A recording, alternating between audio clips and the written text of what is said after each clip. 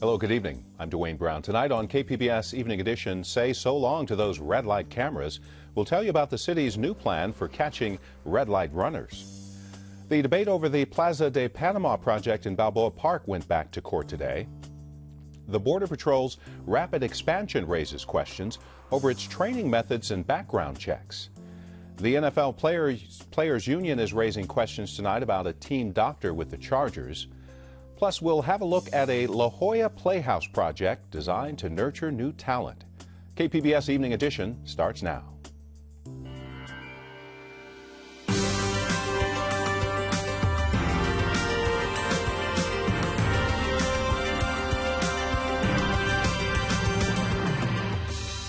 KPBS Evening Edition is made possible by Joan and Irwin Jacobs and by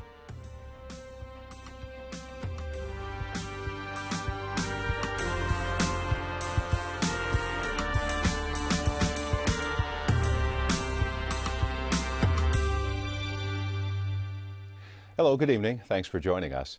You won't have to worry about getting a $490 ticket from any more of those red light cameras in the city of San Diego. Since 1998, the controversial photo enforcement program has issued several 100,000 citations, with 30% of those tickets coming from this intersection at North Harbor Drive and Grape Street near the airport. Mayor Bob Filner allowed the city's contract to expire with the camera company and was joined by the chief of police in announcing patrol officers will now enforce red light violations. We have to respect our laws, and we're going to enforce them, but we want to do it by raising awareness and by having voluntary adherence to the laws. That's the best way to do it, not a cynical approach to a mechanism which is only there, they think, most of the public thinks, to trap them into a big fine for the state. Every beat officer you see, and certainly the traffic officers, can write the citations when they see violations. But more importantly, at least to me, is that they're able to talk to the citizen and make the decision. In some cases, a warning is far more effective than the actual citation itself. Now, the city is in the process of taking down cameras at 15 intersections like this one. If you were recently caught by a red light camera, you'll still need to respond to the court. New express lanes on Interstate 15 have made the commute a lot faster. San Diego Association of Government says drivers can make it from the 78 to the 163 in about half an hour now. Before the lanes opened, the trip took about 40 minutes. SANDAG says more than 23,000 carpools are using the lanes, along with 26,000 fast-track drivers. SANDAG's next step, a rapid transit bus system to launch next year. San Diego gas prices have jumped an average of 17 cents a gallon in the past week. AAA says prices rose more than 6 cents today. We watched the cost at this gas station go up 10 cents a gallon. It is the largest daily increase since early October. Higher demand and tight supplies are to blame in Southern California. The average for a gallon of regular in San Diego is $3.88, and there's no sign the cost will be going down anytime soon. A San Diego judge has promised a quick decision on a plan to remove cars from the heart of Balboa Park. Today, he heard oral arguments in the case. A week ago, he tentatively ruled against part of the Plaza de Panama project, saying City Council violated the municipal code in approving it. The code says the city can't touch an historic structure unless it's ruled to have no reasonable beneficial use. The park plan involves removing a section of the Cabrillo Bridge. City leaders want to start work on the project in time for the centennial celebration in 2015. The NFL Players Union wants the Chargers to replace their team doctor. Dr. David Chow lost a malpractice case last summer, and the California Medical Board is trying to revoke his license, accusing him of negligence. Neither Chow nor the Chargers are commenting. Combat roles are opening up to women in the U.S. military, but the Marine Corps says some of its troops are skeptical and might even leave the service because of it. Now, last summer, long before the policy changed, the Corps surveyed 53,000 Marines. 17% of men said they'd probably leave the service if women move into combat positions. 4% of women said the same. Male Marines were most concerned about being falsely accused of sexual harassment or assault. The women were most concerned about being targeted by enemies as prisoners of war. The Coast Guard's final report on a deadly collision during a boat parade on San Diego Bay says its own personnel were to blame. An 8-year-old boy was killed and 10 people were injured when a speeding Coast Guard craft collided into their boat during the Parade of Lights in 2009. The report recommends better training to avoid future accidents. State officials are looking into this chopper flight caught on home video and posted on YouTube. It's a Justice Department helicopter usually used for drug busts. Here it was used to deliver a ball to a high school football game in the Sacramento area. This flight cost between $900 and $1,300, not including pay for the pilot and the man dropping the ball. Now, the bill was covered by taxpayers. State officials say it wasn't an authorized flight. They're investigating and say all future flights must be approved. A shooting in the South Bay has led to questions about how Border Patrol recruits and trains its agents. Amitha Sharma has more on the story. The Border Patrol nearly doubled in size following 9/11, swelling to 20,500 agents. Mitch Blocker, investigative reporter for 10 News, says the Border Patrol's rapid expansion raises questions over its training methods and background checks. Mitch, your reporting with Team 10 found that the rapid expansion ordered by President Bush after 9/11 actually compromised training. In what way? Right. The main way that it compromised training, we're told, is there were simply too many agents, and that the priority was put on not necessarily their training, but getting them through the academy. So you have a Border Patrol source, and he told you, he gave you information about recruitment. Mm-hmm. What did he say specifically? He specifically said that the recruitment was more important than the training and getting the right people to become Border Patrol agents. We do have a soundbite from him, and I think it's best to hear it from the source. Pretty much everybody gets through the academy. We went from a 20-week course to a 12-week course. So the standards were lowered? Well, they say the standards weren't lowered, but they were. Is it just you'll take anybody? Pretty much. It took a lot of recruitment. In some cases, they started recruiting in the local swap meet. Now, this source also told you that there was a 3-year lag in background checks for newly hired agents. Why is that? Up to a 3-year lag. In some cases, the source told us, and this was one of 2 sources, this obviously a confidential source for reasons that they were comfortable with talking to us under those circumstances. The lag happens because they say there were just too many agents to train. You go from about 11,000 to more than 20,000 agents. You don't have time to background check everybody thoroughly. At least that's what they say. The Border Patrol says that they do background check everybody, but our source tells us that there were cases where people were Border Patrol agents for 2 to 3 years after being out of the academy, and then the federal government discovers that they have felony records. And so what actually happened in those cases where actual agents were found to have felony records? We're told some of them were arrested. They were all told to leave the Border Patrol. The source told us specifically, though, that while they were at the Border Patrol Training Academy in Artesia, New Mexico, they saw specific people being arrested on the property.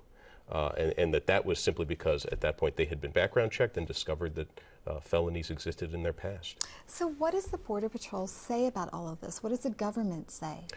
They don't say a whole lot other than denying what this source and other sources have said. We also had information from Government Accountability Office reports and questions in the form of letters from members of Congress, including 2 members from the San Diego area. I want to talk about that, but also you tried to tour the Border Patrol's training facility in New Mexico. What happened? Well, we went to Artesia, New Mexico, which is where all Border Patrol agents end up going through in order to get their training. We wanted to see what our sources were really talking about and what people were questioning. We were not able to get onto the property. Artesia is a pretty remote place. It's about 4 hours south of Albuquerque. We were able to see some of the driving course just from being on public streets. We were able to see the buildings, the facilities, as far as the dorms, which house, we're told, more than 5,000 agents to be at one time. but it's a very remote place, and it's very specifically just to train Border Patrol agents. So congressional members have expressed concern about this training, and I believe we have some local members. Who are they? Right. Susan Davis and now Mayor Bob Filner signed this letter after Anastasio Rojas was tased to death near San Ysidro. And this basically questions whether or not there's a cultural problem within the Border Patrol. This was submitted at the beginning of the summer of 2012. And so far, the Office of the Inspector General, which is the government agency that oversees the Border Patrol, has not come out with a report.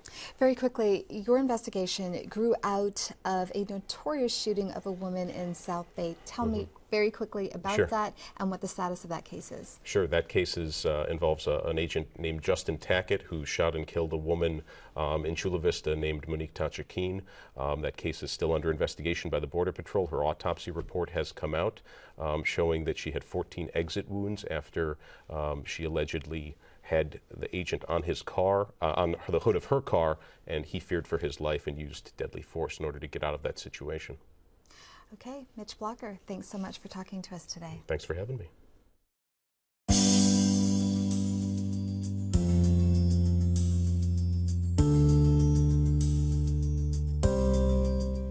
How do we get rid of our trash without threatening our water supply? That was the thorny topic at a public hearing on a long proposed landfill in North County last night. Our North County Bureau Chief, Allison St. John, was there and joins us from the News Center. Allison, the Gregory Canyon landfill has been voted on twice by San Diego voters and approved both times. Why, after 20 years of planning, has it not yet opened?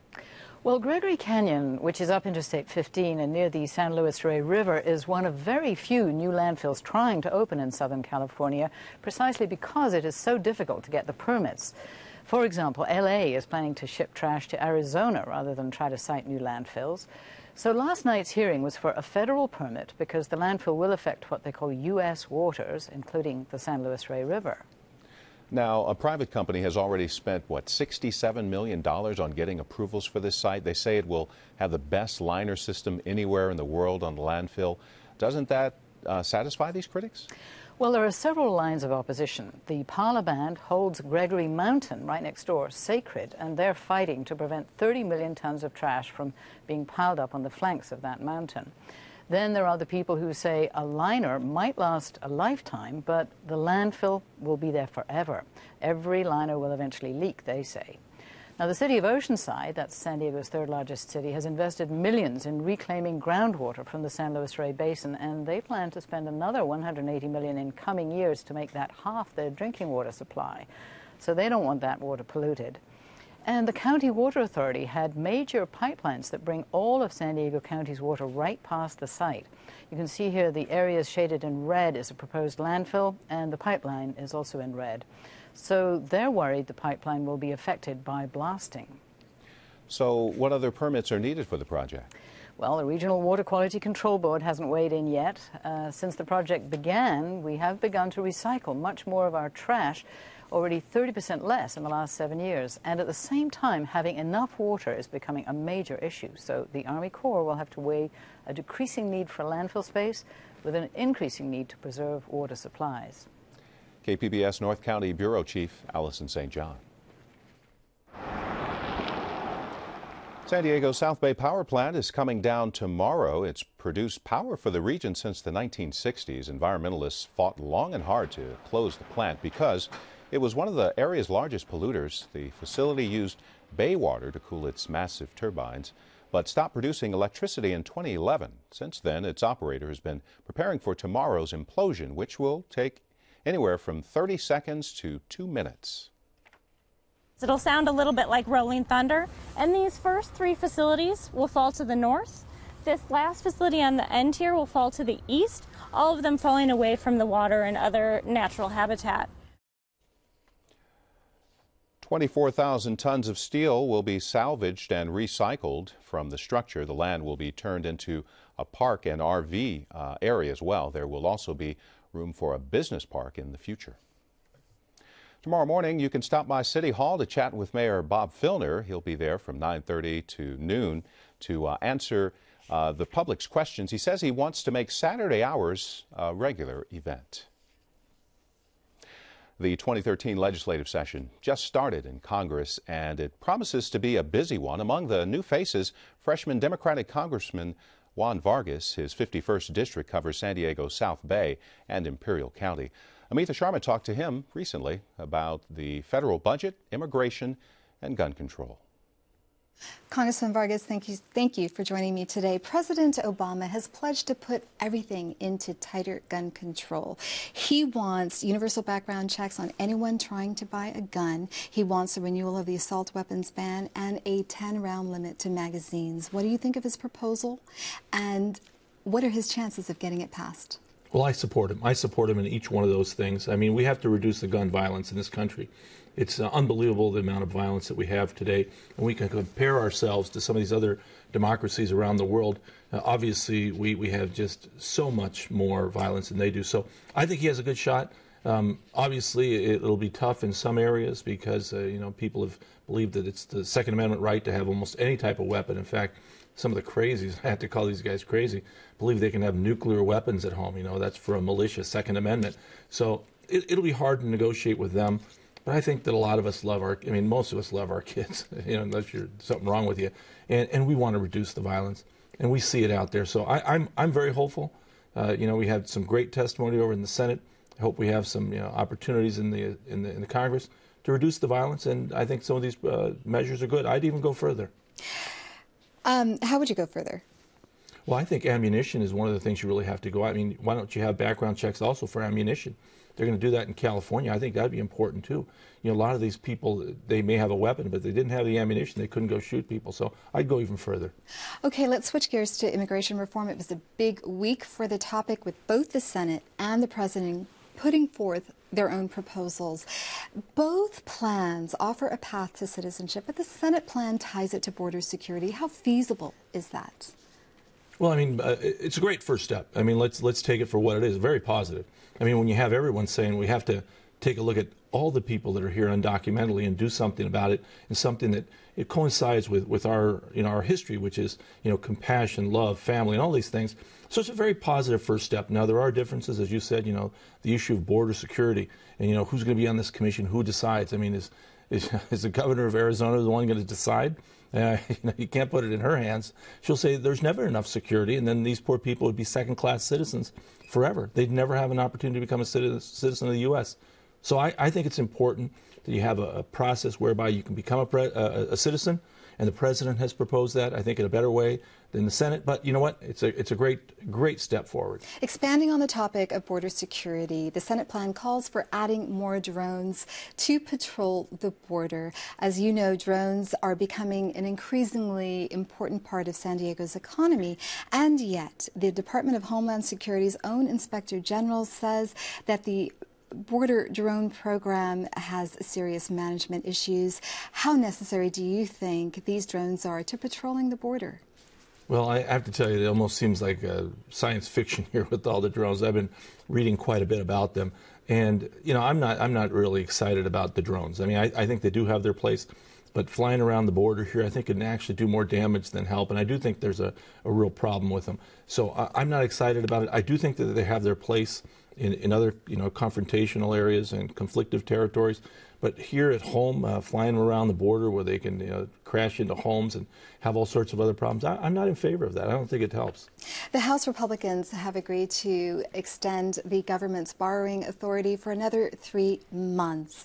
That means that this debt ceiling fight is coming back at the end of March. Meanwhile, new figures show that the economy actually contracted in the last 3 months of last year. Can the United States afford this fight to come up every couple of months? No, and I didn't vote for it. I thought it was ridiculous. One more gimmick, another 3 months down the road, we fight again. This only hurts our economy. I was one of the few people in Congress that voted against it. You can't create these crises. These crises really is what brings our economy down, because you have to have confidence. Before we wrap up here, I want to touch on San Onofre. Sure. As you know, Southern California Edison wants to reopen the plant at reduced capacity, 70%. Cities and the San Diego School District is calling for a trial-like hearing in which Edison is basically put on the stand and required to offer evidence that the plant is safe to reopen and cross-examined. What do you think about this? Well, I sat on the Energy Cost and Availability Committee when I was in the Assembly. when the lights were going off in California. And we actually put people under oath and found out, what in the world went on. So it's not a bad idea as long as the right people are asking the question and it doesn't become... Who do you consider the right people? People who know what they're talking about.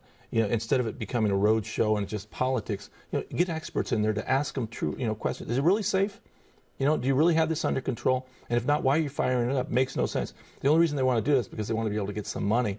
And if it sits vacant for a long time, they actually can't recoup their investment. So that's really the issue. Juan Vargas, thank you for coming on the program. It's a pleasure. Thank you for inviting me. I'm Judy Woodruff. On the next news hour, the growing divide between Israelis and the Palestinians, plus Shields and Brooks. That's Friday on the PBS NewsHour.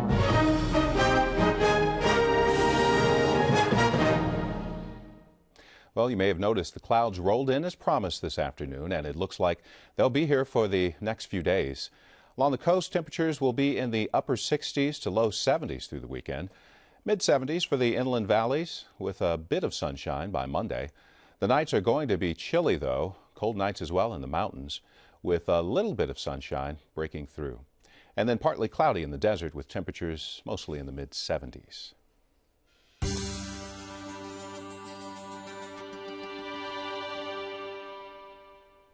Pop culture fans, mark your calendars. Comic-Con badges go on sale February 16th at 9 in the morning. A 4-day badge will go for $175. You have to be a registered Comic-Con member to buy a badge. For the past few years, Comic-Con badges have sold out within a couple of hours. The DNA Project at the La Jolla Playhouse offers playwrights a chance to present new works for the first time with minimal props and sets. KPBS arts reporter Beth Accomando looks at 2 plays in mid-development. When I met playwright Meg Moroshnik a couple weeks ago, she had just begun rehearsing her new play, The Tall Girls. Each day, new pages are photocopied onto a different color paper. There are very, very few white pages left. Yes? The Tall Girls is one of a trio of plays being developed in the debut season of the La Jolla Playhouse's DNA New Work series. Because the works receive a bare-bones production, it allows for and even encourages the creative evolution of a play, says Christopher Ashley. Because it was script in hand, we did massive rewrites every minute. Hang with us. Ride the Bronco that is the rewrite. Ashley is the Playhouse's artistic director, and he directed Chasing the Song for DNA. We encourage authors to make the big change, make the big discovery, and not to be afraid to use every minute of it to perfect their play. Moroshnik has been conquering her fears as she hones The Tall Girls to perfection. We've been trying to chip away at the excess and try to tell a more essential story. You want that basketball out? The story of The Tall Girls was inspired by a photograph Moroshnik found of her grandfather from 1934. He's 26 years old and coaching a high school girls basketball team in rural Minnesota. And it's a really striking image. He's standing in a suit surrounded by teenage girls in these starched white uniforms. DNA provided Moroshnik with a basketball coach to work with her cast. That was a first, says the Playhouse's literary director, Gabriel Green. They would take an hour every day out of rehearsal and do passing drills and shooting drills. And I think it also helped the male actor in the play because he is their coach. And I think it helped him understand what it is to be a coach and how to nurture and still be hard enough to get results. DNA is more than just a workshop. It provides the final element in a play's development, the audience. There are certain things you can only learn when an audience is present in the room. And the audience does play a role in that. We will be holding post-show talkbacks every night. The great thing is, the plays don't have to be done. They can be evolving. Moroshnik calls the process an intelligence-gathering mission.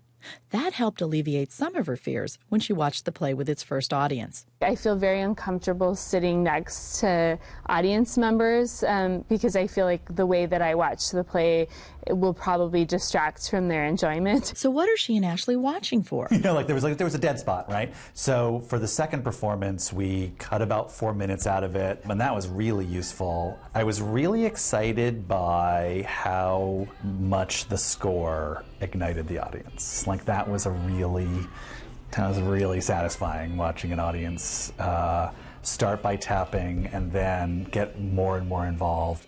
One of the most exciting things that's come out of it is almost every night there's been a fairly lively debate over whether one of the characters is good or bad, and the audience kind of seems to fall out half and half, which is really exciting to me. That's sort of the intention, so that was wonderful to have that affirmed. For Miroshnik, The Tall Girls is a sad story about how women's basketball disappeared for decades. She was anxious to see if that story would engage audiences. She was pleased by the response. I love, like, a couple of performances. Some audience members have been talking back to it a little bit, you know. So I hear these, you know, when secrets are revealed, I've heard a couple of gasps and, you know, oh no, which is fun that they're that engaged. So what does Christopher Ashley think of DNA's inaugural season? It's a tool, it's a platform, it's a passionate 6-week explosion of new work.